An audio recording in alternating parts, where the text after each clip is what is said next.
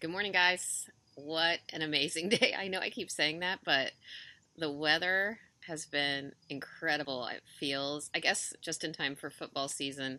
Um, we got the perfect weather. So that's why I have my fantasy football draft today.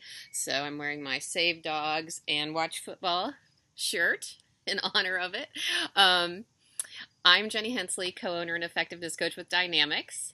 Our goal is to help you reclaim your time so you can reclaim your life and love your work.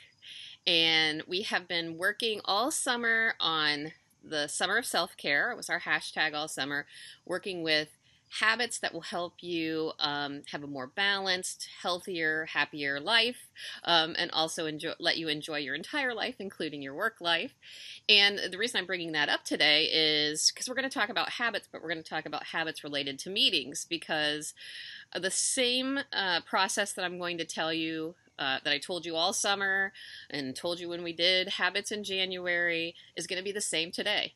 We're going to try one habit at a time, and I'm going to give you three possibilities today.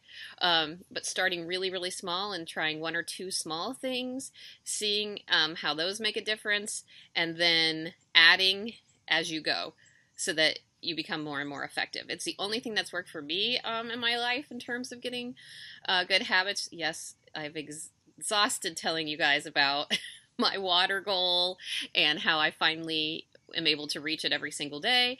And same exact things happens here. So we're going to talk about three essential things to include in your meetings, three habits to develop that are going to take your meetings to the next level. And I'm going to talk about old habits that you might have and how you can switch them around and turn them into new habits. And we'll do that with each one. So first of all, and Tom and I talked about this in past videos, and you can find those on our Facebook page for Dynamics or our YouTube channel, the Instructional Leadership channel. A centering is an activity you do at the beginning of a meeting. And this thing is annoying me, so I'm going to move it. At the beginning of a meeting to bring everybody to focus on the meeting. The bottom line is you have no idea what people have been dealing with on their way to work, on their way to the meeting, before they got here, even driving here, and it enables you to frame it and focus the meeting at the very beginning. It can be 5 minutes. Sometimes it could be a half an hour depending on how you want to use it, but it's critically important. What it is not is it is not fluffy. It is not just generally based on fun and team building. It can be if you're doing professional development or you're at a retreat and team building is your goal. But when you're in meetings, you want to have something that brings people to focus and start thinking about the meeting. So an old habit you might have is just starting a meeting by just going into the first agenda item. Or you might you might start a meeting by not doing anything at all, not doing any greeting to the group or anything, and just get started. People are coming in late, and you just are starting it. So you want to do this thoughtfully. You want to have a thoughtful centering at the beginning of every meeting. And this is a habit you can develop. You can get rid of the old habit and put a new habit in place. And one thing that we use all the time, and you're going to see I'm going to use this for two of these today, the same process, is called wishing well. And you share with a group what is your biggest wish for today's meeting? What is the one thing you want to accomplish, the one thing you want to learn about? What is that biggest wish for today's meeting? And the entire group writes those on a card. Now, with all of the processes, you can have more or less interaction depending on how much time you have. So if you want to, you can have them turn and talk to a neighbor or stand up and meet with somebody and share what they want to learn. The beauty of this process, and why Tom and I love it so much, is that you then collect those cards. So we'll have like a tub or something and we'll pass it around and call that the wishing well, and gather it. And then you can take a look at the all of the items that they said, all their wishes, and we adjust the agenda based on that. So maybe everybody has some topic that you didn't even know about that's very, very important to the group.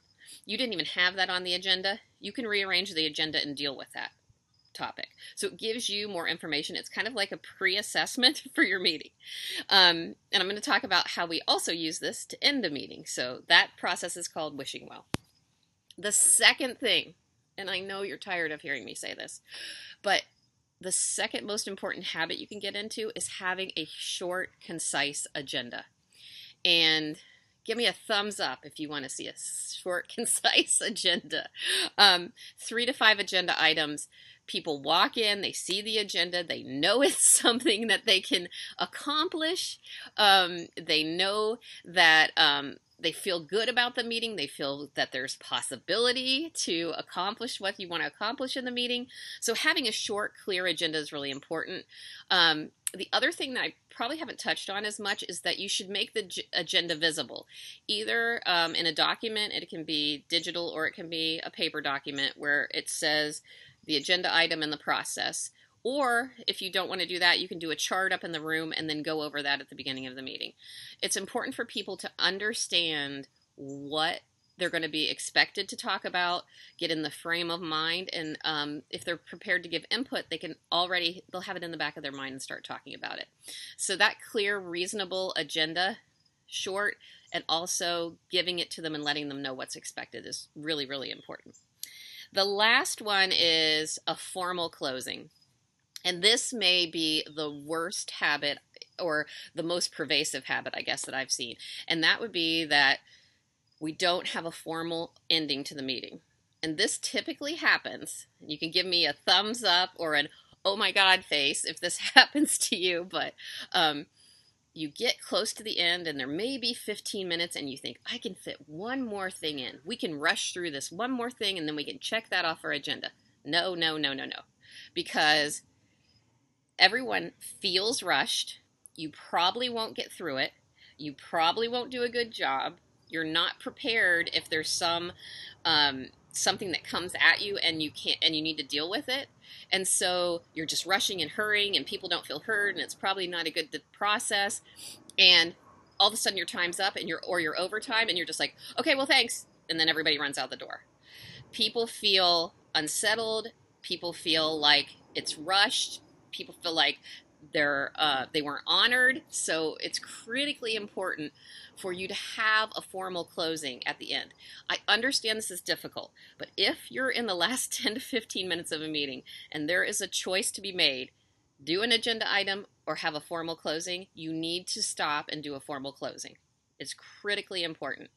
And so I want to go back to the process that I shared when I talked about doing a centering and the wishing well. Remember, we did the wishing well and everybody put in their biggest wish for the meeting and they put it on a note card and you were able to use those. You take those note cards back out and you pass them out to the group and you ask them to take a note card from a note card that is not their own. So they have somebody else's wish for the meeting. You ask them to read the wish and then think about, was that wish granted? Whatever topic I wrote down that I was hoping that we were going to talk about, did we talk about it? And you could have them again turn and talk to a neighbor depending on how much time you have. But the critical thing here is to say, okay, who has a wish that we didn't grant today? And have them read that out loud. Then you either chart that or make a note of it and you talk about, okay, this was important to a few of you or this was important to one of you. This is something that we'll deal with how. Either I'll do a follow-up email or we're going to deal with that at the next meeting or there's a newsletter coming out, whatever. You go through and, when we've done it, usually you have 1 or 2 people whose wishes weren't granted and it's really easy to figure out how to make sure those wishes are granted. Think about that. So I came into the meeting, was really organized. You started off with a centering. You asked me what I wanted and needed from the meeting. Then you altered your agenda based on that. Then at the end, you checked to see if my needs were met, if all of the things that I wanted from the meeting happened. And it is just a feeling of being listened to and the fact that everything is organized and it's just a really good feeling for the group. And if you can get into just having these 3 habits, or even, as I always say, just pick one. Which habit are you going to try? So in the comments, share with me, are you going to try a centering? Are you going to try finally to do a reasonable 3 to 5 item agenda, or are you going to try to add a formal closing? So try one of these habits. Love to hear about them in the comments. As always, it really helps us if you subscribe, follow us, and share. It just really, really helps us to get the word out, and then hopefully the videos will find their way to the person who plans your meetings.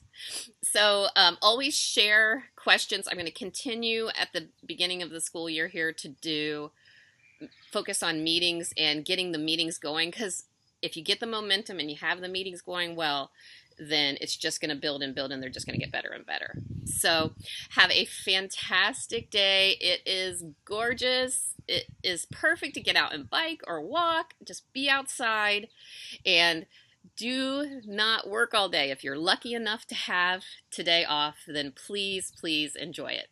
Bye, guys.